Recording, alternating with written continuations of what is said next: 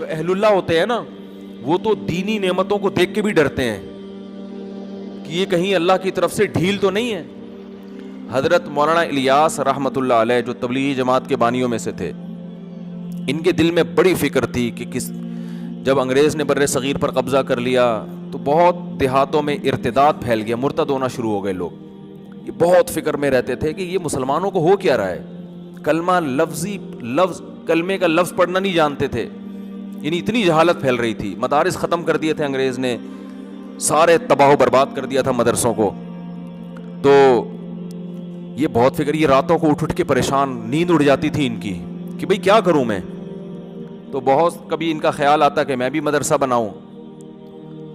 تو پھر یہ سوچتے کہ مدرسے میں تو محدود لوگ آتے ہیں نا, محدود بچے ہوتے ہیں, محدود لوگ ہوتے ہیں. یہ اتنی بڑی قوم جو اتنے لاکھوں لوگ ہیں ہندوستان کے, جس میں پاکستان اور بنگلہ دیش بھی تھا, ان کے ایمان کو کیسے بچایا جائے؟ نہ پیسے ہیں نہ وسائل ہیں. حکومت برطانیہ کی ہے, وہ تو اسلام کو نہیں پسند کرتا تھا. تو اتنا درد تھا ان کے دل میں. ان کی سوانے میں لکھا ہے کہ راتوں کو نیندیں اڑ جایا کرتی تھی ان کی. ان کے اہل خانہ بتاتے ہیں چہل قدمی کر رہے ہوتے تھے رات کو, پوچھتے کیا کہہ رہے ہیں یہ ہمارے یعنی مسلمانوں کا ہوگا کیا, یہ تو سب اسلام سے دور ہو جائیں گے, اس کو کیسے روکا جائے.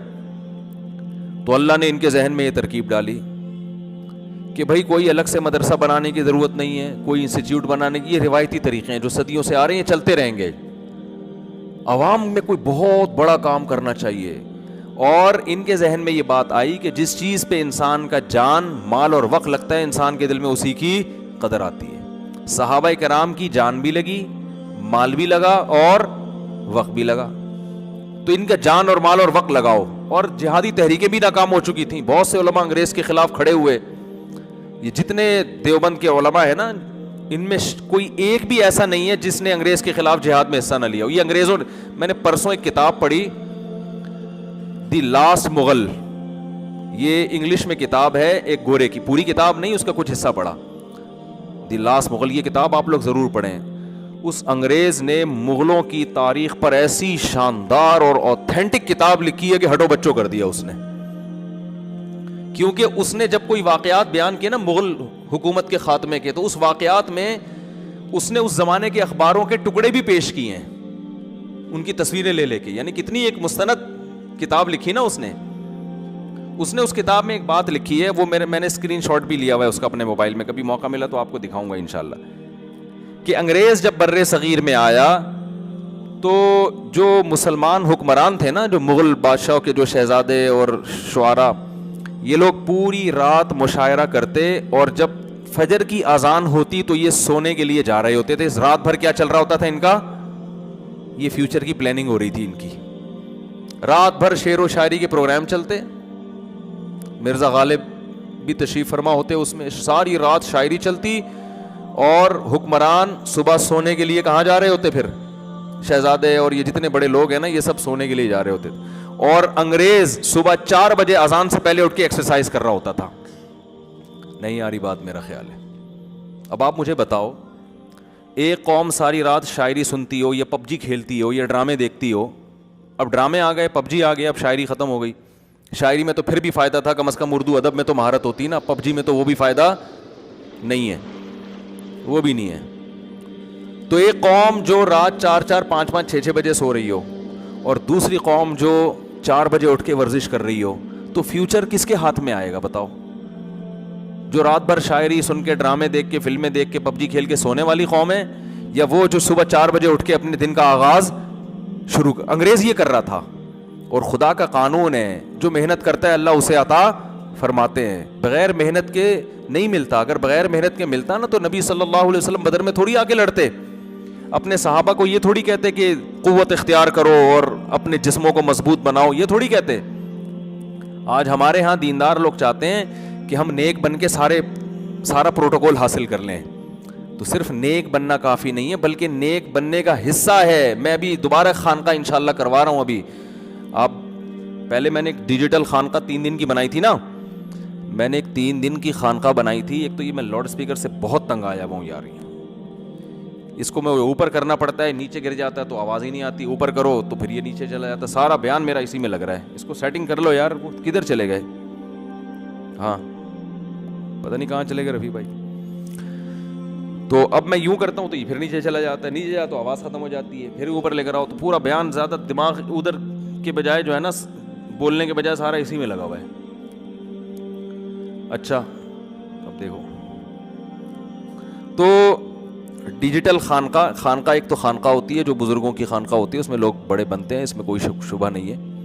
لیکن میں یہ ایک چیز دیکھ رہا ہوں کہ اس وقت مسلمانوں کا ایک بہت بڑا المیہ ہے پوستی پن. پوستی پن سمجھتے ہیں؟ بولو نا. جو دینداروں میں بھی ہول سیل کے حساب سے سستی, کاہلی, کوئی پلاننگ نہیں, پڑے ہوئے ہیں تو پڑے ہوئے ہیں, پولیس بھی نہیں آ کے ان کو اٹھا پا رہی ہے, سو رہے ہیں تو سو رہے ہیں, نماز کے لیے آ رہے ہوں گے ایسے خرامہ جیسے کسی نے دھکے دے کے نا گھر سے چترول لگا کے نکالا ہے. نہ چلنا جانتے ہیں, نہ بیٹھا ہوا ادھر ٹیڑھا میڑا, ادھر سے پتہ نہیں سیدھا بیٹھا ہی نہیں جاتا. ہمارے حضرت مفتی رشید احمد صاحب کے سامنے کوئی آ کے ٹیڑھا بیٹھتا تھا نا, اس کو کہتے کمر سیدھی کر کے بیٹھو, ایسے ڈانٹتے تھے اس کو کہ کیوں یوں کر کے کیوں بیٹھے ہوئے ہوتے ہیں نا لوگ, طرح بیٹھے ہوئے ہیں. حضرت فرمایا کمر سیدھی کرو. ایک دفعہ تو ایک صاحب کمر کیوں جھکا کے بیٹھے ہوئے, نے فرمایا کہ تھوڑا سا سیدھے کریں کمر نا. وہ سیدھی ہوئی تو فرمایا کہ میں آج تو اچھا بلا قد ہے آپ کا, میں سمجھ رہا تھا آپ ٹھیکنے آدمی ہیں. ایک ہمارے جاننے والے بہت چھوٹے قد کے, اللہ تعالیٰ ان کو دنیا اور آخرت کی بھلائیاں دے, کسی کا مذاق مقصد نہیں ہے, وہ خود اپنا ایک دلچسپ واقعہ سنا رہے تھے. بہت چھوٹا قد ہے نا, جیسے بعض لوگ ہوتے ہیں نا بہت چھوٹے قد کے. تو ہم نے ان سے کہا یار آپ کا اتنا چھوٹا قد ہے, داڑھی ماشاءاللہ ان کی پوری. تو ہم نے کہا کوئی آپ کی زندگی میں دلچسپ واقعہ؟ انہوں نے کہا بہت واقعات ہیں. تو انہوں نے اپنا واقعہ سنایا. کہنے لگے کہ ایک دفعہ میں پاسپورٹ کی لائن میں کھڑا ہوا تھا, وہ مجھے پاسپورٹ دے ہی نہیں رہا نا, میں کھڑا ہوا ہوں, پچھلے والے گزرا مجھے دے نہیں رہا. تو میں چیخا, میں نے کہا بھائی میرا نمبر کب آئے گا؟ اس نے کہا کھڑا تو ہو پہلے, بیٹھا ہوا کیوں ہے؟ میں نے کہا بھائی میں ٹوٹل یہی ہوں, تو میں کھڑا وہی ہوں. تو وہ خود اپنے واقعات سناتے تھے, امید ہے انشاءاللہ ناراض نہیں ہوں گے وہ. تو خیر کیا کہہ رہا تھا میں؟ ہاں سست.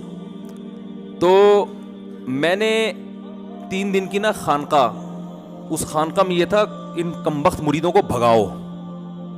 کیا کرو؟ جو دیگیں کھا کے مستنڈے ہو رہے ہیں نا موٹے موٹے.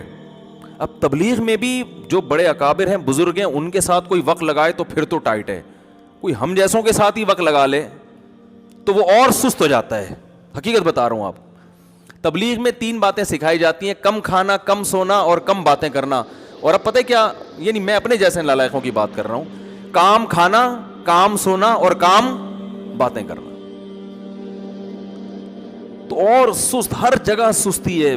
گورنمنٹ کے اداروں میں صرف ایک فورسز کے ادارے ایسے ہوتے ہیں جہاں سستی کو وہ پنپنے نہیں دے. ان کا 7 بجے کا مطلب 7 بجے ہوتا ہے, 6 بجے کا مطلب 6 بجے ہوتا ہے, ٹھیک ہے نا. صرف ایک فورسز ہماری ایسی رہ گئی ہیں جن میں, اور وہ اگر سستی کا شکار ہو تو پھر تو بارڈر ہی غیر محفوظ ہو جائے گا نا. بھائی پتہ چلا کہ جی ابے نندن آیا ہے وہاں سے, اور یہاں پائلٹ کو کہا جا بھائی اس کو دیکھ یار. پائلٹ کہہ رہا ہے اچھا ابھی جا رہا ہوں یار, ابھی ذرا یار. جیسے گورنمنٹ کے اداروں میں ہوتا ہے, اگر پائلٹ یوں شروع کر دے بھائی ابے نندن آیا ہوا ہے, وہ تو اب پہنچ گیا بارڈر کراس کر کے. اب یہاں ایئر فورس آرڈر کر رہی ہے پائلٹ کو. ابھی نندن کے مقابلے میں جو پائلٹ گئے تھے پتہ نہیں کیا نام ہے ان کا, عدنان صدیقی صاحب. تو وہ عدنان صدیقی کو گورنمنٹ آرڈر کرے گا بھی جاؤ. عدنان صدیقی کہہ رہا ہے اچھا بھائی جا رہے ہیں ابھی یار, جا رہے ہیں, اتنی جلدی کیا ہے کہ پاگل ہو گئے, کوئی پیٹم بم لے کے آ رہا ہے کیا؟ جہاز ہی لا رہا ہے نا. ہماری یہ باتیں ہوتی ہے نا کہ جہاز لایا ہے نا, کوئی ایٹم بم تو نہیں لے کر آیا, کوئی پوری فوج تھوڑی ہے, ایک بندہ آ رہا ہے آرام سے جا رہے ہیں. ابھی وہ مسئلہ ہے, ابھی سانس آئی ہوئی ہیں, تھوڑا سا ان کو ڈیل کرنے دو, ٹھیک ہے نا. تو یہ تو شکر ہے فورسز میں یہ سستی نہیں ہے. ان کو وہ طبیعت سے دھو دیتے ہیں 2 سال. ہمارے اپنے 1-2 رشتہ دار گئے نا آرمی میں, تو وہ میری والدہ, میرے ماموں گئے تھے آرمی میں, تو میری والدہ بتاتی ہیں جب میں ان سے ملنے جاتی تو موٹے موٹے آنسوں سے رو رہے ہوتے تھے وہ. اور وہ چاہتے تھے کوئی گیس ملنے کے لیے آیا کرے, تھوڑی دیر کی فرصت مل جاتی ہے اس بہانے. تو ٹھیک ہے خرابیاں بھی ہیں لیکن ایکٹیو ہو جاتا ہے انسان. میرے والد صاحب چونکہ نیوی میں تھے تو 63 سال کی عمر میں بھی ہم دیکھتے تھے صبح 4 بجے اٹھ کے ایکسرسائز کر رہے ہوتے تھے. وہ اپنا ایک ان کا معمول تھا, وہ پورا, سستی تھی نہیں ان میں. تو سستی ہم سب کا ایک المیہ ہے. بات کریں گے تو ایسے منمناتے ہوئے آدمی کا پتہ نہیں چلا. بھائی تو پورے الفاظ تو طبیعت سے نکال لے, زبان سے تو خود ہی کھائے جا رہے اپنے الفاظ. ہے لوگ آتے ہیں نا, بول تو تجوید کے ساتھ, ایک ایک لفظ واضح ہو, لیکن سستی بولنے میں, فون پہ بات کر رہے ہوتے ہیں, آواز ہی نہیں آ رہی ہوتی, بھائی تھوڑا زور سے بول لو یار. تو یہ ہمارا بہت بڑا مسئلہ ہے جس سے ہم اجتماعی سطح پہ تباہ ہو رہے ہیں. اور سست آدمی دیندار نہیں ہو, دینداری کا گیٹ اپ بنا سکتا ہے, داڑھی بڑی ہو سکتی ہے سستی میں کہ کاٹنے کا ٹائم ہی نہیں ملا اس کو, صحیح ہے نا. تو گیٹ اپ تو بن سکتا ہے لیکن دیندار نہیں بن سکتا. یہ میرا ٹاپک نہیں ہے, جلدی سے بات سمیٹ کے میں جو اپنے اصل ٹاپک کی طرف آتا ہوں. تو ہم نے خانقاہ 3 دن کی کروائی تھی, شیخ صاحب بھی اس میں دوڑے تھے, میں شیخ تھا, میں پیر و مرشد تھا. تو میں نے 3 دن جو ہے نا ہم نے کنٹری کلب میں بلایا سب کو, کنٹری کلب تھا, پتہ نہیں کون سا کلب تھا, نام یاد نہیں مجھے. ان سے پیسے لیے اسی کے کہ اصلاح کے لیے روکڑا خرچ کرو اپنا. کیا خرچ کرو؟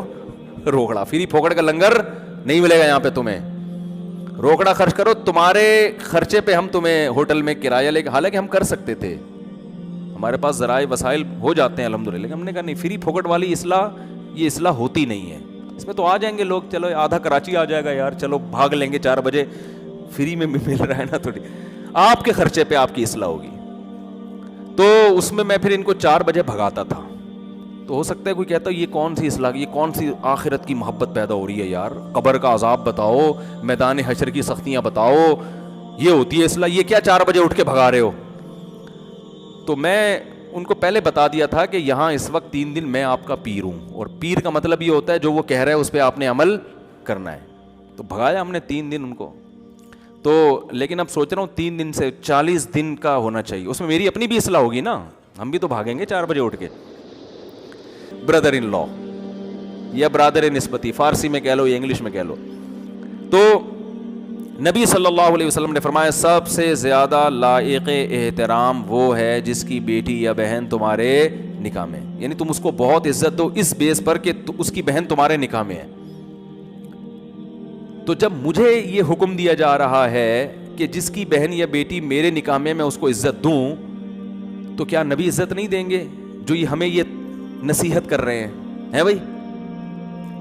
نبی عزت نہیں دیں گے ان کو جن کی بیٹی یا بہن نبی کے بولو نا نکاح میں ہو, اور نبی عزت دیں گے تو کیا ہم پر واجب نہیں ہے کہ ہم ان کو بہت زیادہ عزت دیں؟ اس لیے کہ ہمارے پیغمبر نے جس سے نکاح کیا, ہمارے پیغمبر نے جس سے نکاح کیا, حضرت معاویہ کی وہ کیا تھیں؟ ہمشیرہ تھیں, اور ابو سفیان کی وہ کیا تھیں؟ بیٹی تھیں. تو اہل بیت کے نام پہ دیکھو, اہل بیت سے محبت ہمارے ایمان کا جزو ہے, مگر جیسے عیسائیوں نے حضرت عیسیٰ کی محبت کے نام پہ اللہ کے حق کو کیا کر دیا؟ گھٹا دیا, کہ عیسیٰ کو اللہ کا بیٹا بنا دیا. بہت سے بدعتیوں نے, مشرکین نے محمد صلی اللہ علیہ وسلم سے عشق اور محبت کے نام پہ ان کو حاضر ناظر مشکل کشا بنا کر کس کا حق گرا دیا؟ اللہ کا حق گرا دیا. ایسے ہی میں سب کی بات نہیں کر رہا, بہت سے لوگ اہل بیت کا لیبل لگا کے ان لوگوں کا مقام گرا دیتے ہیں جن کو نبی صلی اللہ علیہ وسلم نے عزت اور مقام دیا. آپ کسی کو ایسا پروٹوکول نہ دیں کہ اس کے پروٹوکول میں دوسرے کی بے عزتی ہونا شروع ہو جائے, یہ جائز نہیں ہے اسلام میں, یہ غلو ہے, یہ افراط و تفریط ہے. ہم مانتے ہیں کہ حضرت علی کا مقام حضرت معاویہ سے بہت بہتر ہے, صرف تھوڑا نہیں بلکہ بہت زیادہ بہتر ہے, کیونکہ حضرت علی نبی کے خونی رشتہ بھی قریبی ہے اور پھر نبی کے داماد ہیں. بیٹی دینا یہ زیادہ مشکل کام ہوتا ہے بنسبت کسی کی بیٹی کے لینے کے, تو دینے میں زیادہ جگر چاہیے, دینے کے لیے بہت دفعہ سوچا جاتا ہے.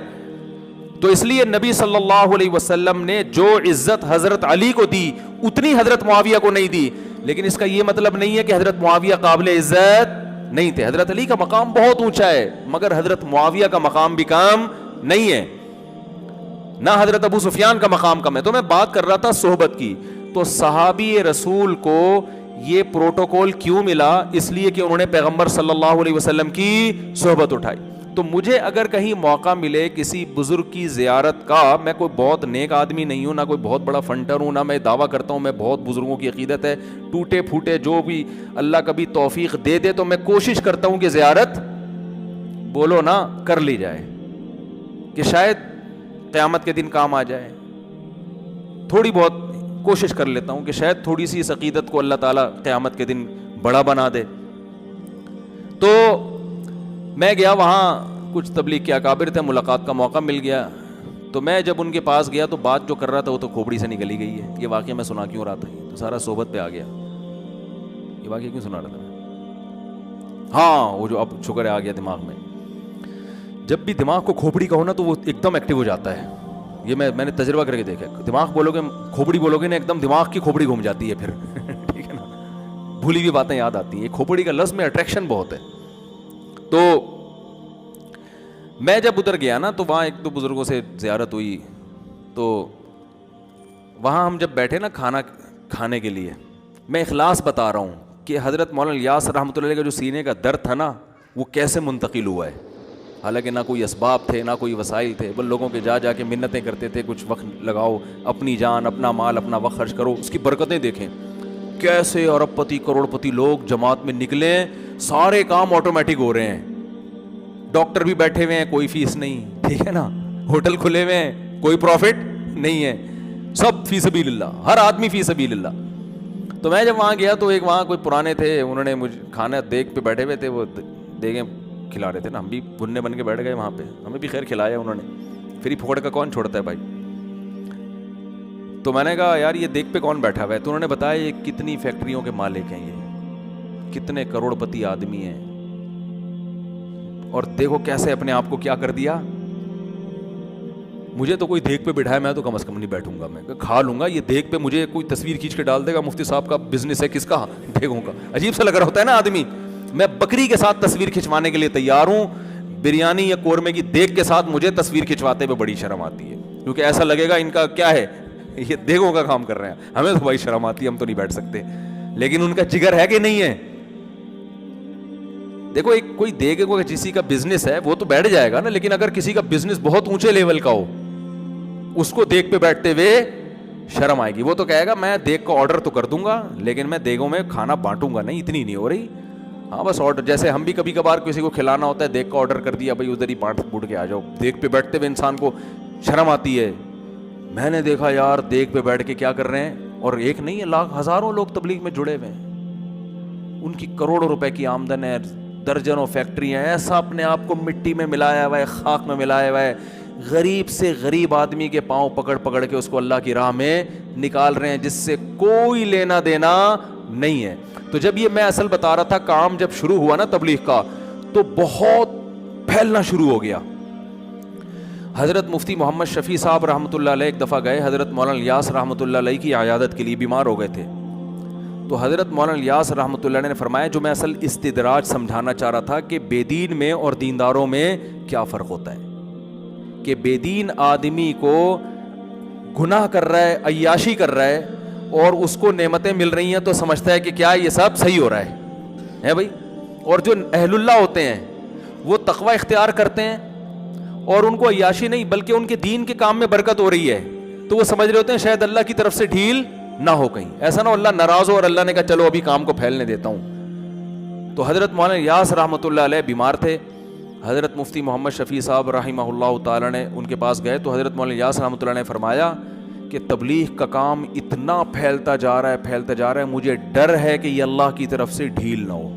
آپ اندازہ لگاؤ کہ ایسا نہ ہو کہ اللہ ہم سے ناراض ہو اور اللہ وقتی طور پہ ترقی دے رہا ہو ہم کو کہ چلو فی الحال تم جو کام لے کے چلے تھے میں اس کو پھیلا رہا ہوں, لیکن اندر سے اللہ کیا ہو, ناراض ہو, اور آخر میں ہمیں کہیں پکڑ نہ لے. تو حضرت مفتی محمد شفیع صاحب تھے مفتی,